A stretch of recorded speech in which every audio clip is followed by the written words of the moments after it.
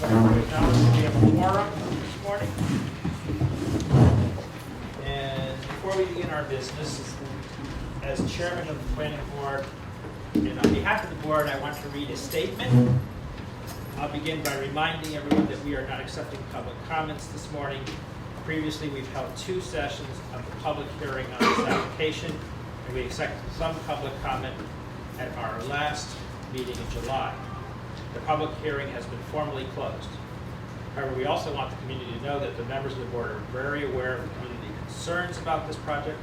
I can tell you those concerns have been borne in our minds as we continued our review of this application. The starting point regarding this application is that the use proposed is a use that is permitted as a right by the town of Hurley zoning law, subject to site plan approval. Allowing this use at the location proposed. Can everybody hear me, by the way? No. Now Yes. they can. Now they can? No, we could. You could. We could before.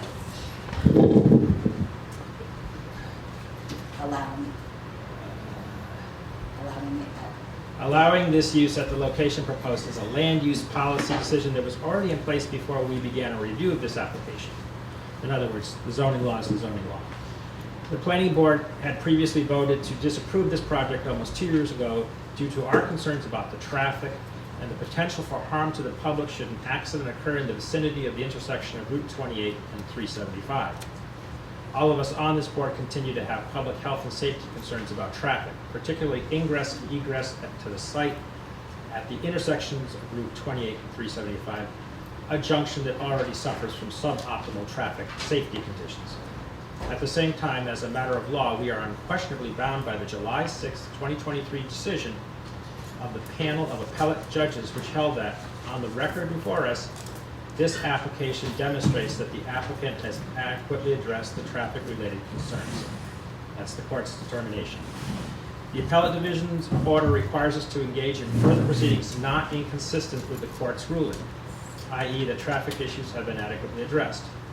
Neither the passage of time nor the court's decisions have changed the views of our members.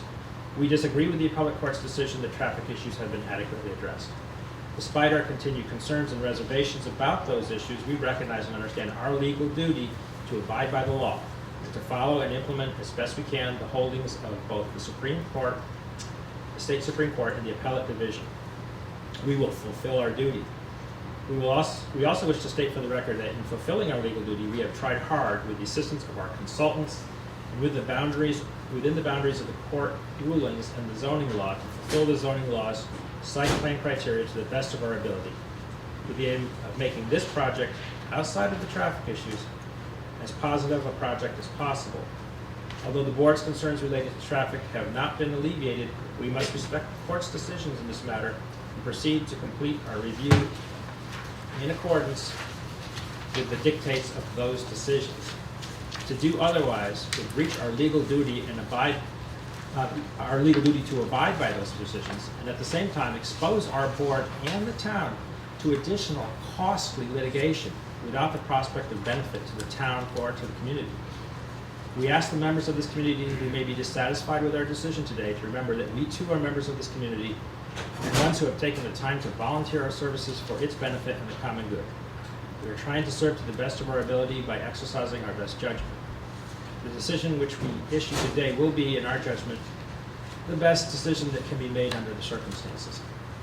This statement is also included in the resolution that will be introduced at this meeting, so that if that resolution is adopted, the statement will be part of the formal record and determination in this matter. So we now move to the business at hand.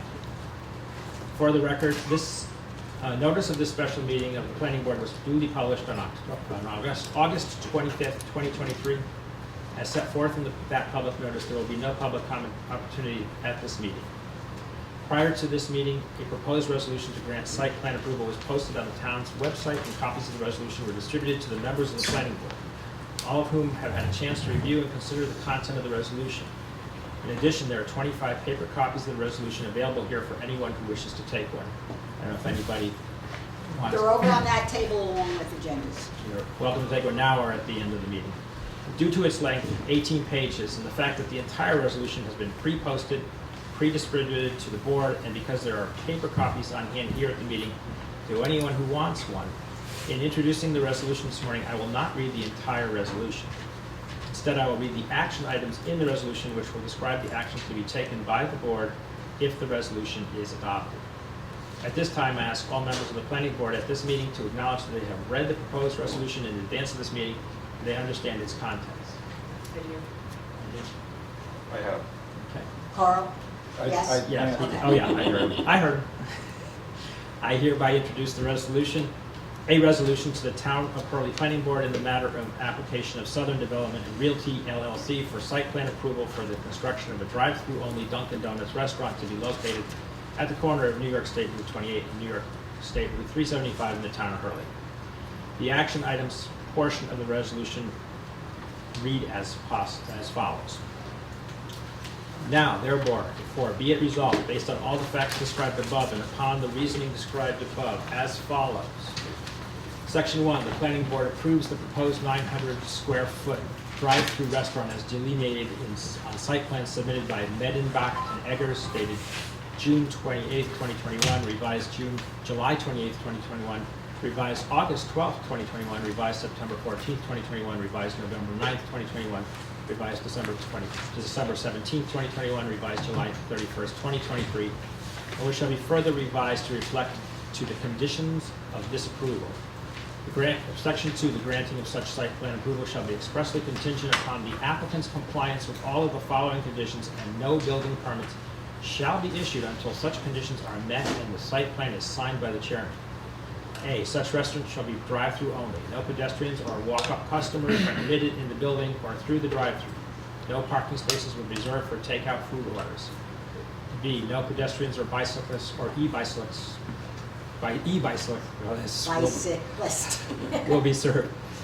C, only customers in modes of transportation that are registered with a governmental department of motor vehicles will be served. D, such drive-through restaurant shall not be a 24-hour operation. Lights on the building and lights for the signs, both external and internal, shall turn off approximately 30 minutes after close of the restaurant. Any lights that must remain on for security reasons must be noted on the site plan. E, food items such as donuts, bagels, rolls, etc. will not be baked on the property. Any and all deliveries for food product or supply will be delivered to the premises during off-business hours. The applicant will use these items in the assembly and preparation of the order sold at the drive-through window. F, snow will be pushed into the easement area on the German property, SBL 38.10-7-9, as much as possible. Any additional snow that cannot be plowed onto the German property shall be removed promptly from the premises. G, the property will be routinely monitored by employees to ensure that no litter, refuse, or debris are left on the property, including but not limited to any litter, refuse, or debris left from customers utilizing the drive-through restaurant. H, as part of the required landscaping, the applicant shall plant a year-round buffer at the edge of the easement on the German property to ensure a screening of the existing German residents. I, the property owner and all successors in ownership of the property must implement and maintain the landscaping plan as it has been approved by the planning board. It is an express condition of this approval that all landscaping shown on the approved landscape plan must be maintained in good condition throughout the operating life of the restaurant.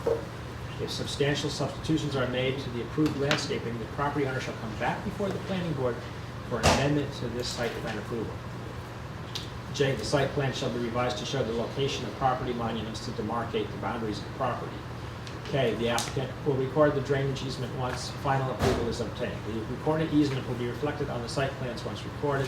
Site plan shall not be signed until the drainage easement is recorded and reflected on the site plans. L, in accordance with the recommendation of our consulting engineer, it is a condition of the site plan approval that the New York State DOT approve of both the traffic impact statement and the entrance plan, which are subject to New York State DOT permit and approval. PERM 33 issuance. This shall include all additional comments as set forth in the Bernier and Larios PC letter dated July 27, 2021. A copy of this letter is annexed as Exhibit 1. A copy of the final approval and design shall be submitted to the town prior to the start of construction of said accesses. In accordance with the recommendation of our consulting engineer, it is conditioned of site plan approval that the New York State DOT approve the drainage plan PERM 32 issuance. This shall include all additional comments as set forth in the Bernier and Larios PC letter dated July 27, 2021. A copy of this letter is annexed as Exhibit 1. And in accordance with the recommendation of our consulting engineer, it is condition of site plan approval that the Ulster County Department of Health grant final approval of the water supply system and wastewater disposal system. This shall include all additional comments as set forth in the Bernier and Larios PC letter dated July 27, 2021. A copy of this letter is annexed as Exhibit Number 1. A copy of the Ulster County Department of Health final approval post-construction is to be submitted to the town. Oh, the exterior design of the building shall be in conformity with color, material, and all other design items that were discussed and agreed upon by the board and the ARB chair. A copy of the approved design is annexed to this determination as Exhibit 2. P, any construction must comply with the recommendations of the board's engineer, Dennis Larios, PE, which are annexed to this determination as Exhibit Number 3. Q, the town takes zero emissions very seriously and was awarded the bronze status. As such, there shall be no idling of delivery trucks, garbage trucks, etc. on site in order to reduce emissions. Section 3, the granting of this site plan approval does not include approval of the proposed signs as they are currently shown on sheet 11 of site plan last revised July 31st, 2023 on the proposed elevations drawing R 1.0 dated June 21st, 2021. The signs, as they are currently proposed, appear to exceed the permitted 2 signs per business units in the Town of Hurley zoning code. A redacted version of Ms. Garrison's sign memorandum has been provided to the applicant, and the applicant has indicated willingness to reduce the number of signs and reduce the square footage of the signs to be in compliance with the zoning law. The granting of the site plan approval shall be expressly contingent upon the applicant's proposed signage to be in conformity with the Town of Hurley zoning law. The applicant shall admit the revised signage to the Town of Hurley building inspector to confirm compliance with the town's sign regulations. Upon approval of such signs, the applicant shall provide the planning board with an amended sheet 11 of the site plan and amended elevation, indicating the approved signage, allowing the planning board chairman to stamp and sign the final site plan. Section 4, the planning board hereby authorizes the planning board chairman to stamp and sign the above cited site plan upon the applicant's satisfaction of the above conditions. Upon completion and satisfaction of the above conditions, including any amendments made to sheet 11 of the site plan and amended elevation, as discussed in section 3 above, the applicant shall submit a minimum of 8 prints, 1 electronic file, and 1 reproducible Mylar of the site plan to the planning board for stamping and signature by the chairman. The site plan submitted for stamping shall conform strictly to the site plan approved by the planning board, except that it shall further incorporate any revisions or other modifications required by the planning board. Section 5, upon stamping and signature by the chairman, the planning board shall forward a copy of the approved site plan to the code enforcement officer and/or building inspector and the applicant. The code enforcement officer and/or building inspector may then issue a building permit or certificate of occupancy if the project conforms to all other applicable requirements. Section 6, the granting of the site plan approval is for drive-thru only restaurant with no customer seating indoors or outdoors. Any changes to this use which requires changes from a drive-thru only restaurant to a restaurant offering customer seating of any kind requires an amended site plan approval from the planning board, particularly with respect to floor plan and parking. I'm good. Thank you. All right, I lost my place.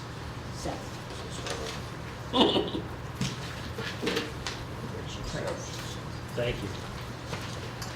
The granting of this site plan approval shall be expressly contingent upon the applicant and property owner's full payment to the Town of Hurley of any and all fees and escrow deposits due in connection with this application and in full compliance with Chapter 19 escrows and consultant fees of the Town of Hurley zoning code.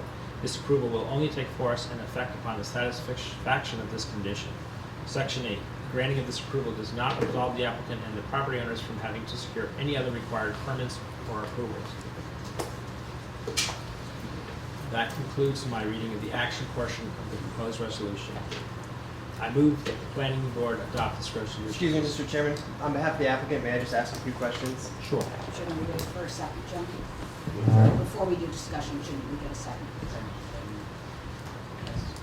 Let's have this discussion before the resolution is introduced.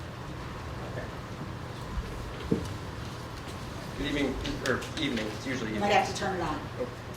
Yeah, There's a on the slide. mic itself, behind where you speak, there's a sliding, You got it. There we go. Good morning, Mr. Chairman, members of the board. Charles Gottlieb, land use attorney for the applicant. We have a few comments on the conditions. Minor comments, but we just want to make sure there's clarity once this is adopted. On condition number E, it says food items such as donuts, bagels, rolls, etc. will not be baked on the property. We just would like to object to that condition. The appellate division and the lower court mandated that this board act consistent with their decision. That decision found that a restaurant is a permitted use in this zoning district. The planning board, and no planning board, has the jurisdiction to regulate the internal business operations of a principally permitted use. So we would like that first sentence, and then ancillary to that, the last sentence to that resolution struck. You know, I understand maybe the concern is related to, well, what happens if we have customers inside? What happens if we start doing a full-service restaurant? That really shouldn't be a concern, because if that happens, the whole project design changes. And that, in that instance, is covered by Section 6, whereby if any operations change, then we have to come back for amended site plan approval. I just want to avoid as much as possible having going back to the court if there is a condition that's not consistent with the appellate division's opinion. The next comment is related to the DOT permits. The town has a copy of our DOT permit. The DOT gave us what's known as a PERM 42 permit, which includes construction within the right-of-way, as well as the drainage approval. The PERM 33 that's referenced, that is for highway access. We already have access, so that isn't a permit we're seeking. So as long as this board is comfortable with making the planning board engineer, sign off that we have the right DOT permits, we would be comfortable with that. But I just don't want to get into a situation where the DOT says, no, those aren't the right permits, and the town says, no, you need these permits, and then we're, back and forth, and maybe we're here again, who knows. So those are our comments. Most importantly would be the striking of the language that we can't bake any food items. I think the applicant previously mentioned the food items are delivered. Some are frozen, some need to go in the oven. That is certainly baking. But more importantly, those are the internal operations and don't affect the site plan. Did you want to say anything?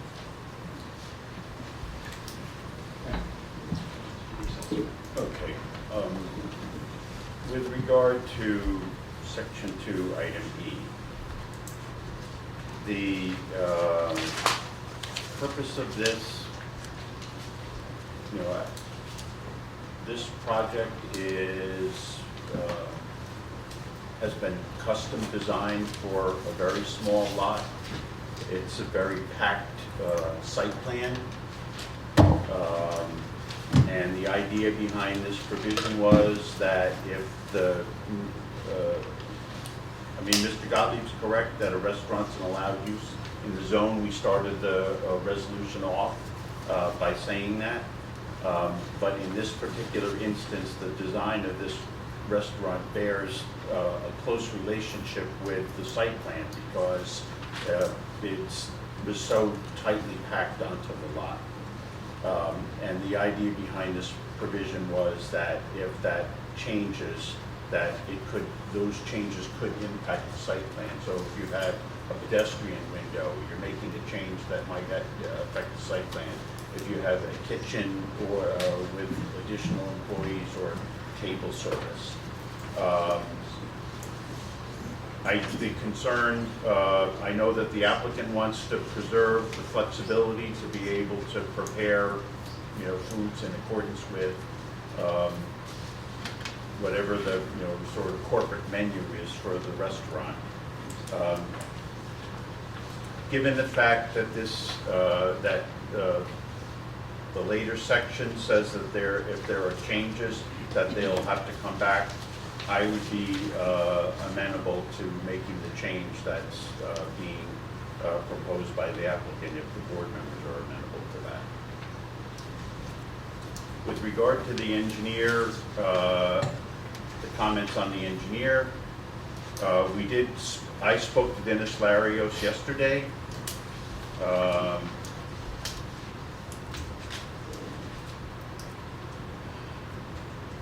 I think that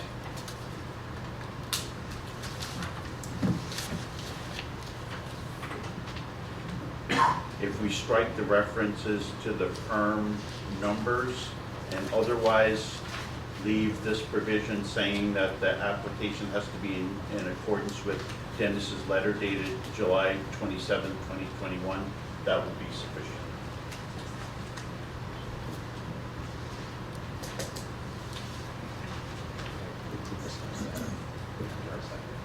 Yes.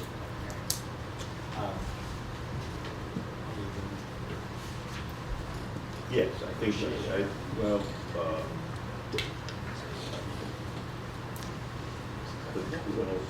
the problem is when you go down that road, the possibilities end up being difficult to encompass. We did try to explore that.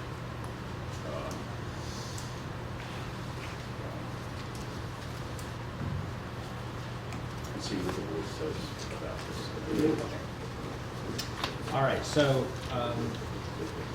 before we address this, we need to have a second to the resolution.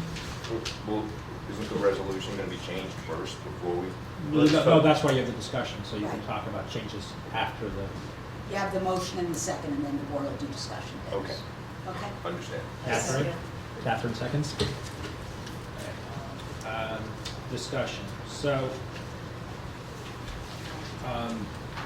what is the board's thoughts on section 2, number E? Is there No, room- no objection. No, I mean, is there any room for rewording that? Yeah, yeah. I have no objection to the changes proposed. That, you know, the fact that they would have to come back to change the site plan or anything, you know, covers that, as John said. So, Right, but the concern was that if it's frozen, it has to be baked before you serve it, so that, so it's- I'm not sure how it's, where's Charlie? Over there. So how's the food getting reheated, frozen foods that are delivered to the site, how are they getting reheated for serving? Sure, so this is just going based on my lot of experience dining at Dunkin' Donuts. But it is, they have the ovens there, and then they put the frozen items, whether it's a sandwich, whether it's a frozen bagel. I think there was actually a news article not too long ago about frozen donuts. They put them in the oven, they press the button for the type of food item it is, it bakes it from frozen to something that is then edible, and then it's delivered to the customer. well, is it raw, or is it just, or is it a raw food that's being baked to completion, or is it a frozen food that's being reheated? So, before I answer that, I just want to point out that is not a site plan question, right? That is an internal operation question. But typically, yes, things are brought, prepared elsewhere. There are, larger scale manufacturing bakeries that are brought then to these satellite Dunkin' Donutses, and then they are baked on premise so that it's hot and ready to, at the customer's request. That doesn't really, I guess you're curious about whether it's like raw dough or it's. Well, I was trying to find some wording that might satisfy both parties, but, Sure. so reheating might be an allowed use as opposed to, baking from scratch. Well, the allowed use is the restaurant, but we're still digging deeper and deeper now into the internal oven operations of a permitted use. That's why we think the cleanest way to avoid further meetings, to avoid further litigation, is to strike that first sentence and then the last sentence of Section E, considering it's Why the covered last elsewhere. sentence? Well, because it says the applicant will use these items in the assembly and preparation of the orders. And then the items that I'm assuming it's Well, if we referencing. struck the first item, would that be? Yeah, I would agree. What do you agree with? Yeah, I would agree that if you strike the first sentence, you don't have to strike the last one. Assembly and preparation covers an awful lot.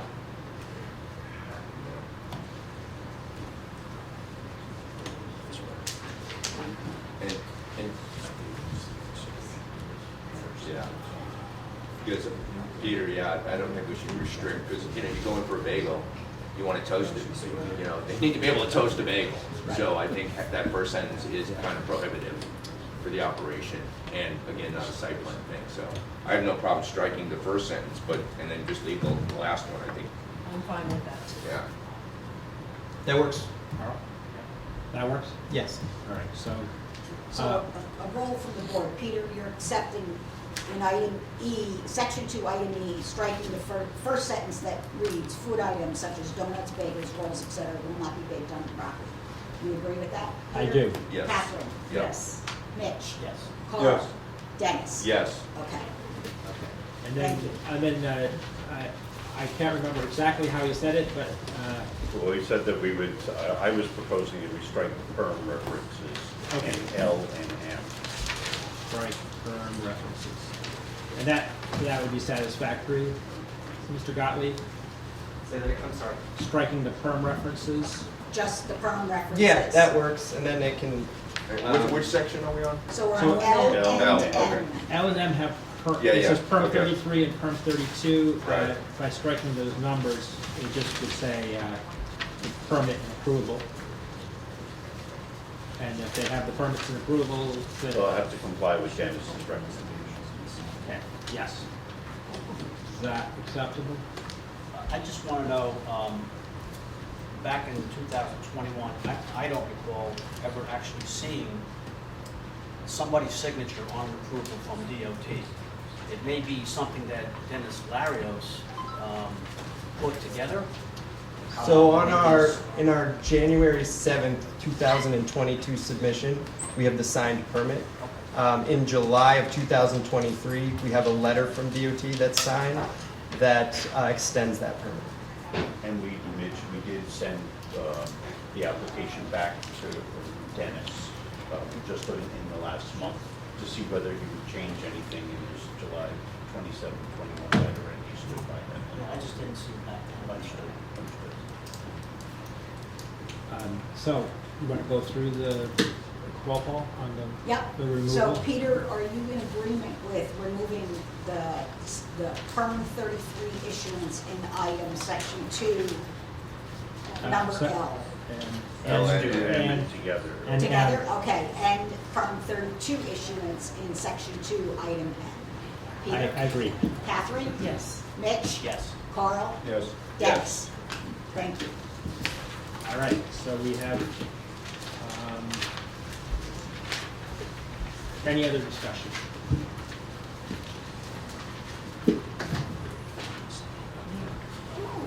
All right,